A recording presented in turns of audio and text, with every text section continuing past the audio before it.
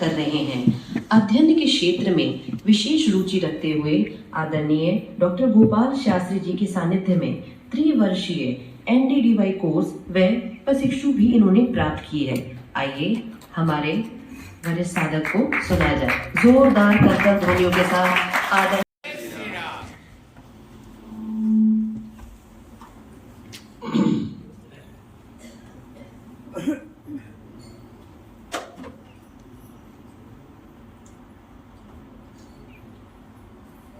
गुरुर्ब्रह्मा गुरुर्विष्णु गुरुर्देवो महेश्वरा सद्गुरु साक्षात् परब्रह्म तस्मै श्री सद्गुरुवे नमः।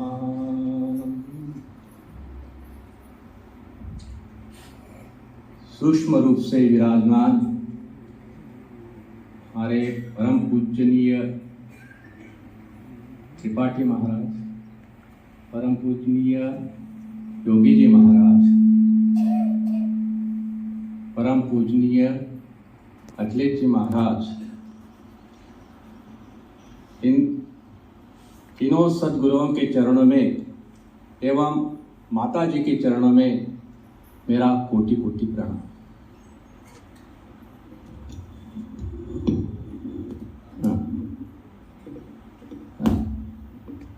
हमारे अध्यात्म प्रमुख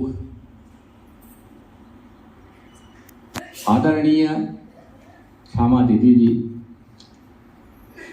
संस्था के वरिष्ठ साधक आदरणीय शशि दीदी जी एवं हमारे गुरु, ज्ञान के भांडार और मार्गदर्शक आदरणीय डॉक्टर साहब, इन सभी को मेरा सादर प्रणाम। पिछले 7 दिनों से हम जिनके मधुर वाणी में बहारदार निवेदन सुन रहे हैं, वो मधुर वाणी वाली निवेदिका हमारी रजनी बहन, इनको भी मेरा सादर प्रणाम। देश के कोने कोने से आए हुए मेरे साधक गण, बुजुर्ग और नौजवान भाई बहनों, आप सभी को मेरा प्रणाम।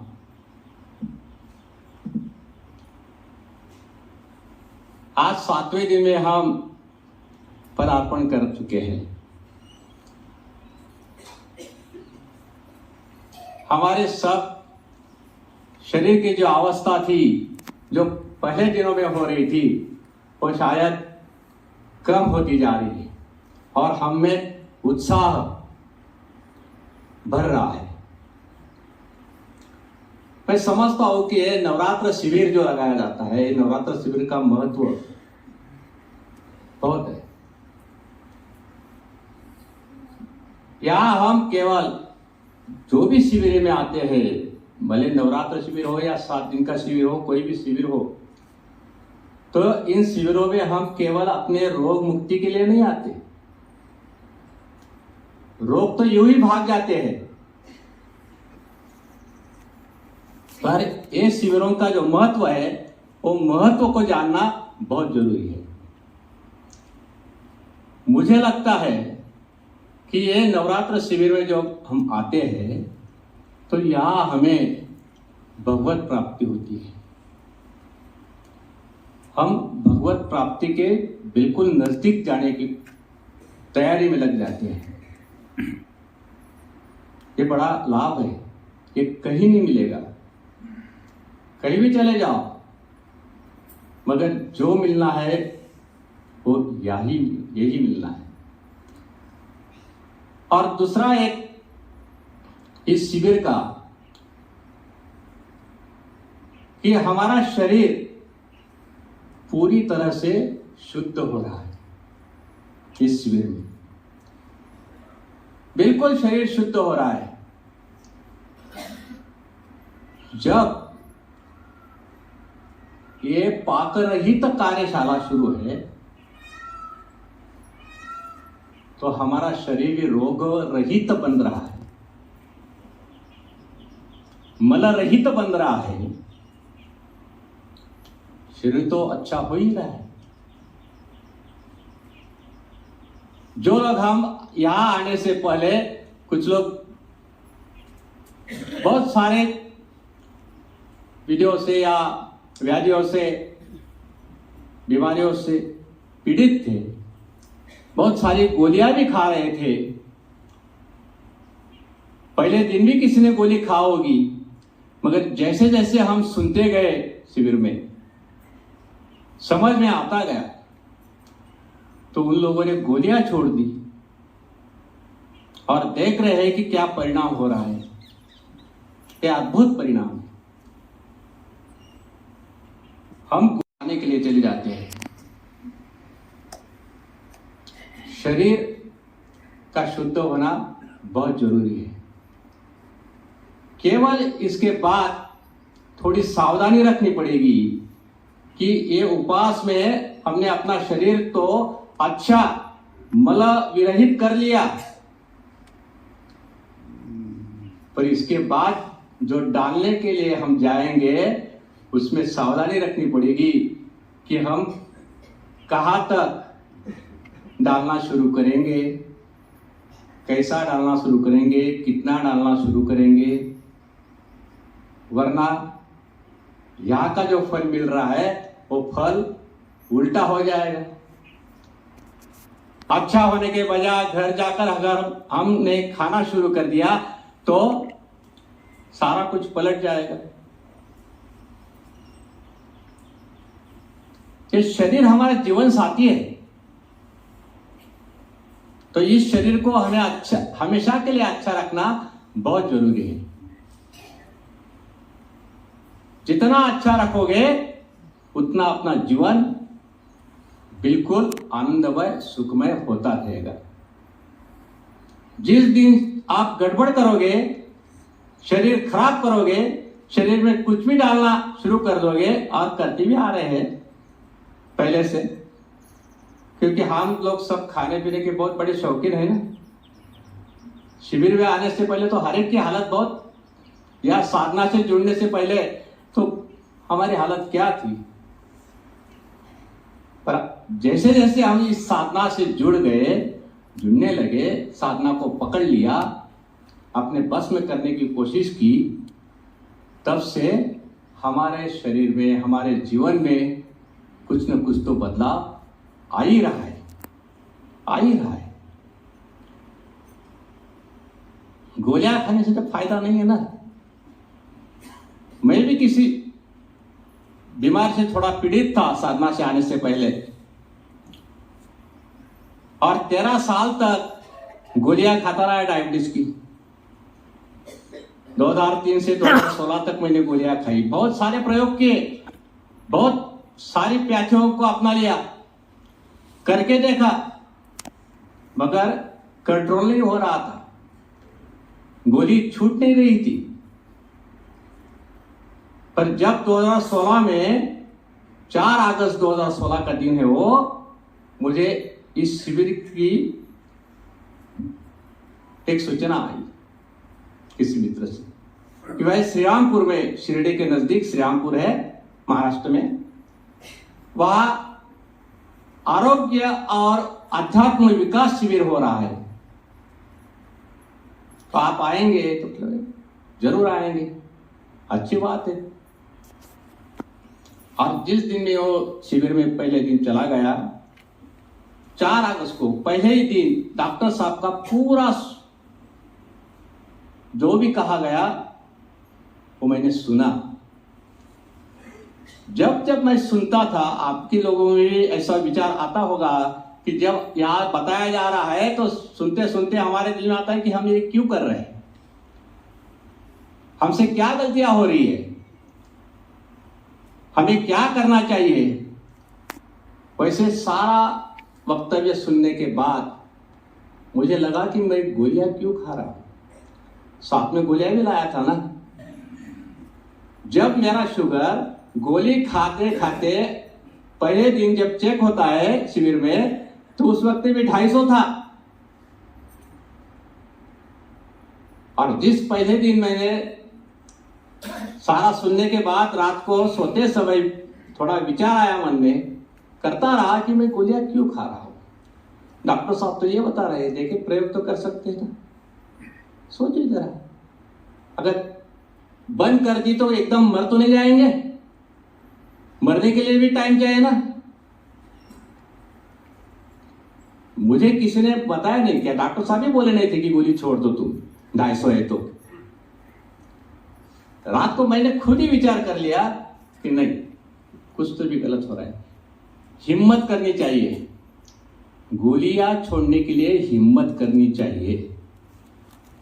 और रात के 11 बजे मेरे मन में वो हिम्मत आ गई, उठा, अपने बैग में से सब गोलियां निकाली, दवाएं निकाली और बाहर जाकर डस्टबिन में डाल दिया।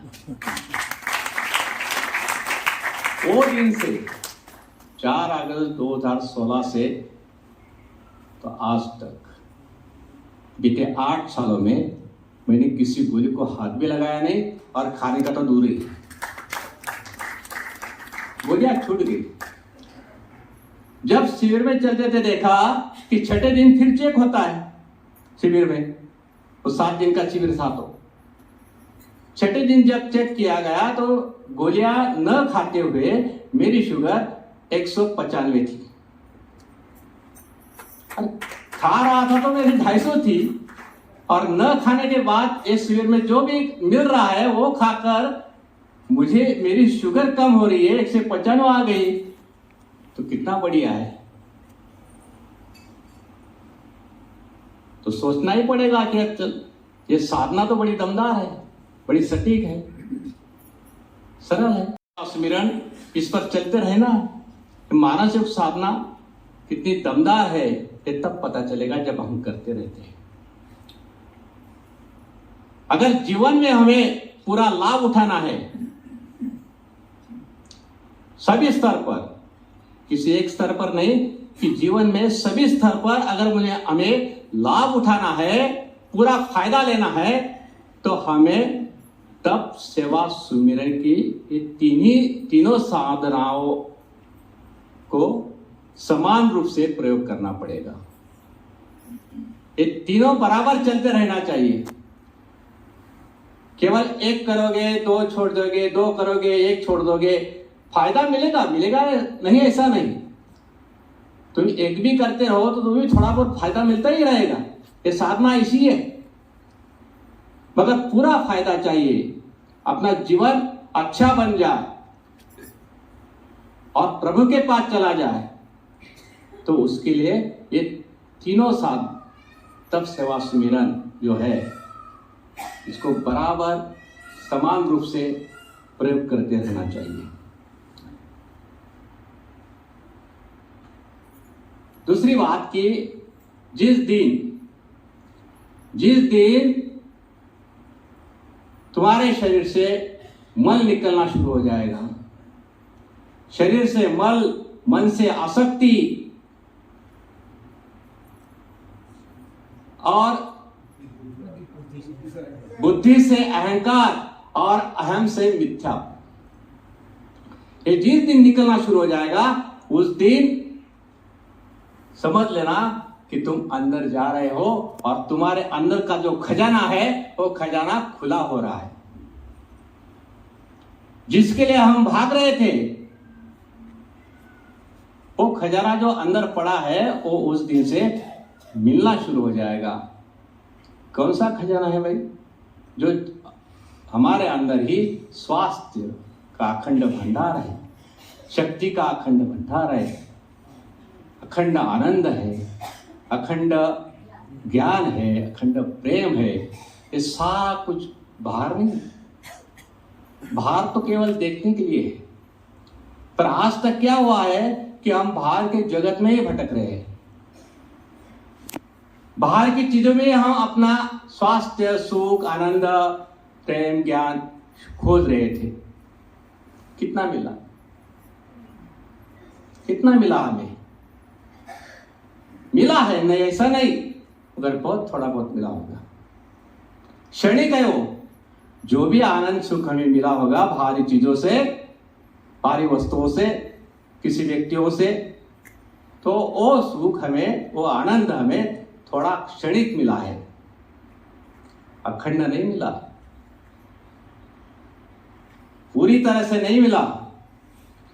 और तुम्हारे अंदर का खजाना अगर खुला हो जाए और तुम्हें सब कुछ मिलने लगा तो और क्या चाहिए, क्या चाहिए? इसके अलावा कि हमारा शरीर बिल्कुल तंदुरुस्त हो गया है, हम निरोगी बन गए हैं, हमारे इंद्रियों में शक्ति भी आ रही है, मन में आनंद हो रहा है, सब कुछ बुद्धि ज्ञान से भर रही है, और भगवत प्रेम हमें क्या मिल रहा है। तो इससे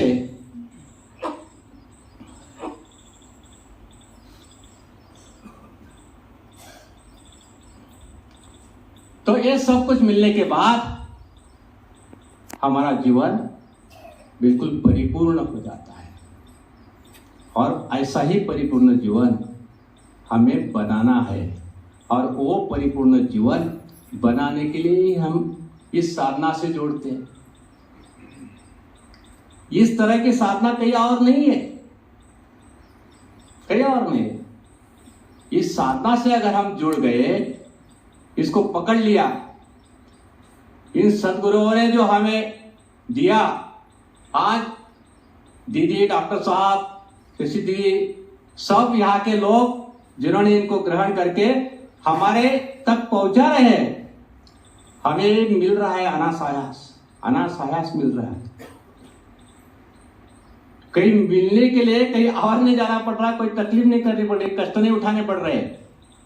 खाली यहाँ आना है या किसी शिविर में जाना है, सुनना है, बहुत सुनो, मन लगा के सुनो, मन लगा के सुनना है, बुद्धि लगा के समझना है सारी बातें, और चित्त लगा के प्रयोग करना है। अगर ये करने लगोगे तो जीवन में बदलाव तो आएगा ही आएगा, आना ही है बदलाव। इन बदलाव को समझने की कोशिश करना है। अगर हम में बदलाव आया तो हमें दूसरों को भी, हमें देखकर हम किसी को बदल नहीं सकते, पर हमें जो बदलाव आएगा उस बदलाव को देख देख कर किसी ने, अरे भाई ये तो बहुत बढ़िया हो रहा है, आप पहले ऐसे थे, अभी तो ऐसे ऐसे छान बहुत अच्छे दिख रहे हैं, क्या कर रहे हैं आप? तो वो समझ लगेगा, उसको आप बता देंगे। अगर उसकी समझ में आया तो जुड़ेगा, नहीं आया तो उसको जबरदस्ती नहीं कर सकते। ये साधना में आने के लिए हम कह सकते हैं, ला नहीं सकते। ये तो जिसके भाग्य में होगा उसी को ही मिलेगी। हम जब आते हैं तो आप सारे भाग्यवान हैं, हम सारे भाग्यवान लोग हैं, तभी तो हम ये साधना को पकड़ लिया, थोड़ा बहुत भी हो तो भी पकड़ लिया है, समझ लिया है, और हम यहाँ आए हैं, ये स्वर्ग भूमि में आए हैं। तो पकड़ना बहुत जरूरी है। इसके लिए देखो, बाहरी जगत से भटक भटक कर तो हमने खूब देख लिया, मगर कुछ मिला नहीं। ये उपवास शिविर में जब आते हैं, डॉक्टर साहब मजाक में कभी कह देते हैं कि अरे हम ये लोग कितने बुद्धिमान हैं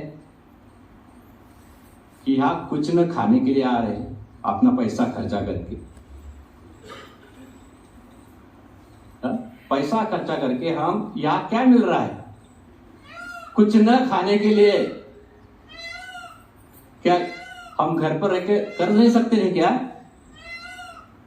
तो घर पर करना और यहाँ आके करना, इसमें बहुत फर्क है, बहुत फर्क है।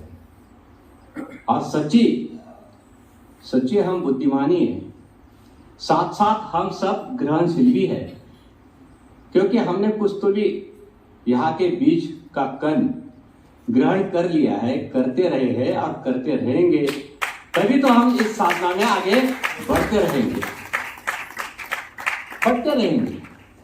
इस साधना को पकड़ना, साधना को छोड़ने की कभी विचार भी मन में नहीं आना चाहिए। अगर आप आए हैं तो, नहीं तो यहाँ किसी भी शिविर में जाते हो शिविर में अच्छा अच्छा सब कुछ मिलता है।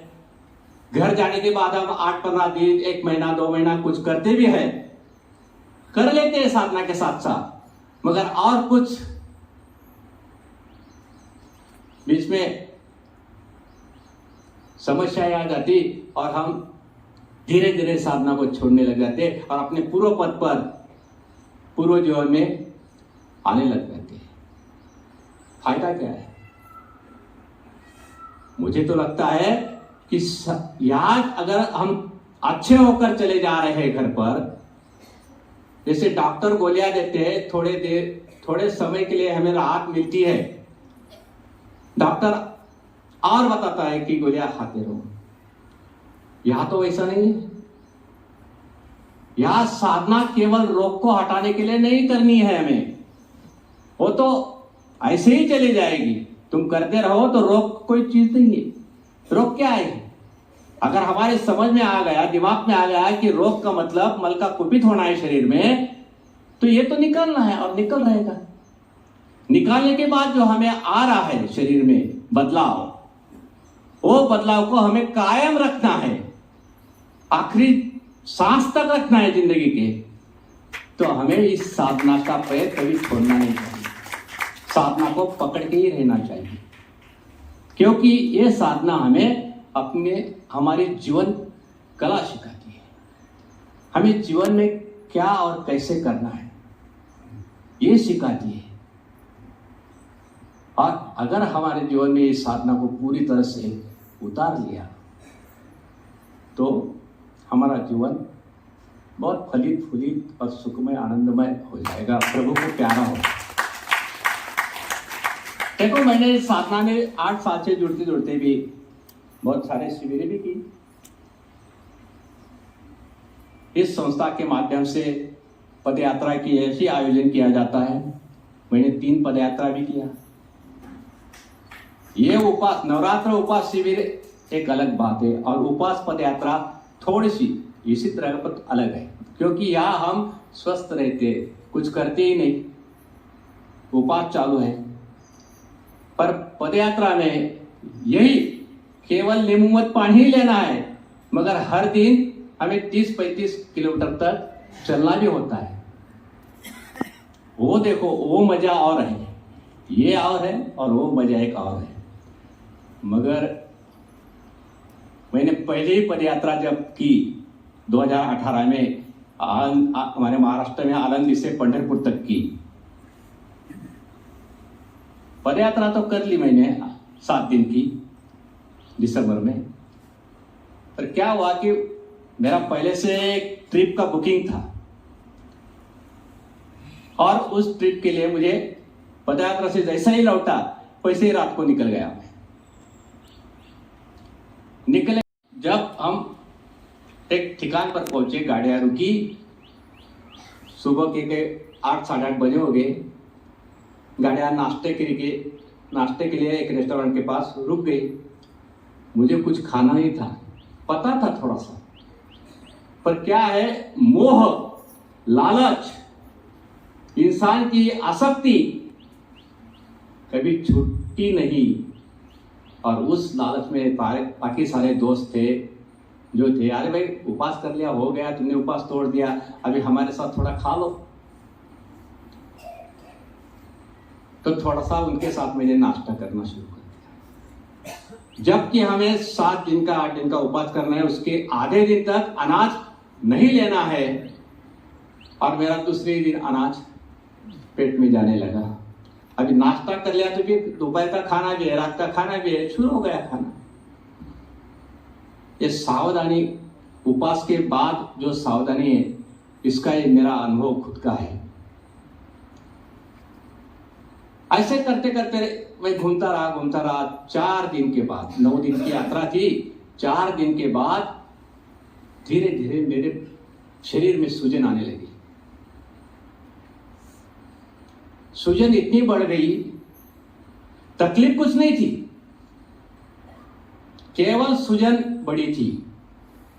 मेरे पैर इतने बड़े बड़े सूजन से हो गए थे कि मैं जूता पहन नहीं सकता था।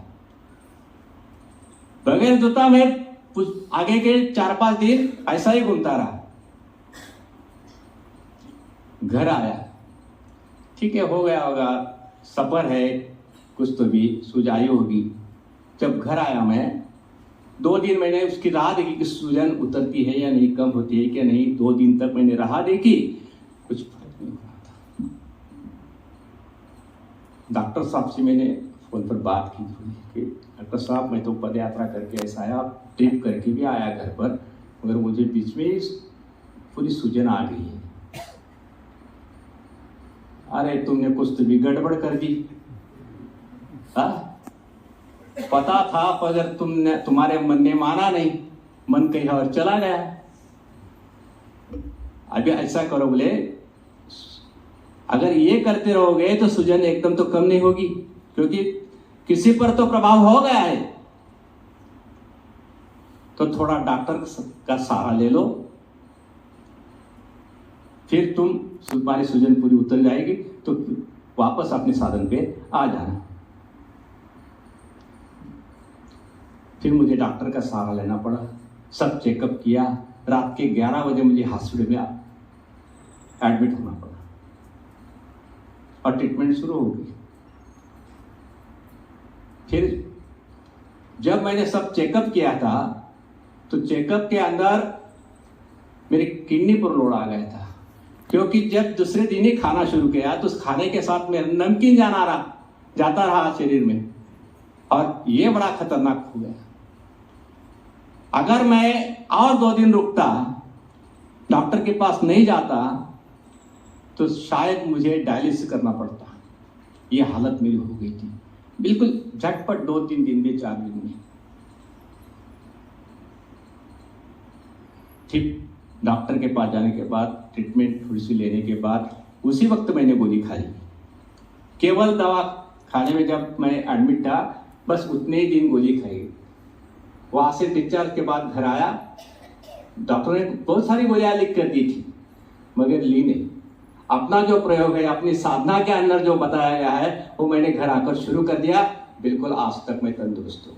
बाद में मैंने फिर 2 पदयात्राएं की, एक जूनागढ़ से पालीताना तक की, और दूसरी अहमदाबाद से अंबाजी तक की। कोई तकलीफ नहीं, बिल्कुल स्वस्थ रहा।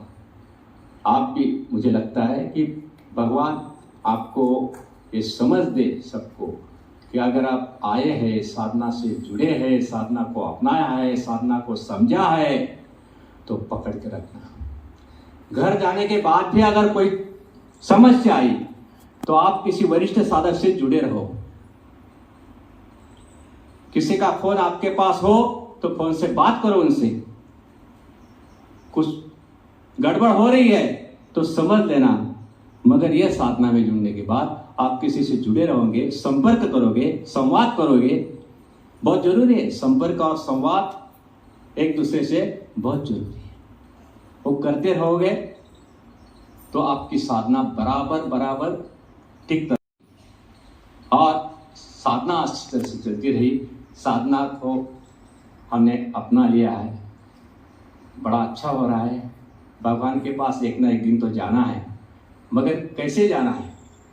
चलते चलते जाना है, चलते फिरते जाना है, किसी बिस्तर में लेट कर नहीं जाना है। इतना हमारा शरीर अच्छा हो जाए, निरोगी बन जाए, उत्साहपूर्ण रहे, आनंदमय रहे, और भगवत प्राप्ति करते करते जब हम आखिरी सांस तक अमर धाम में चले जाएंगे तो आपको मोक्ष मिलना ही है, इसके अलावा कुछ नहीं।